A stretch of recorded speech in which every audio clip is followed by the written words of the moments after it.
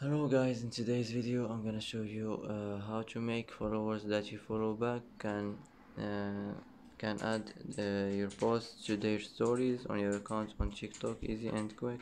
First, click on your profile, click on these three lines here. Now click settings and privacy, and now click privacy, and here you will find a story. Click on it, and here just click followers that you follow back, and you're gonna make followers that you follow back can add your posts to their stories. Easy and quick.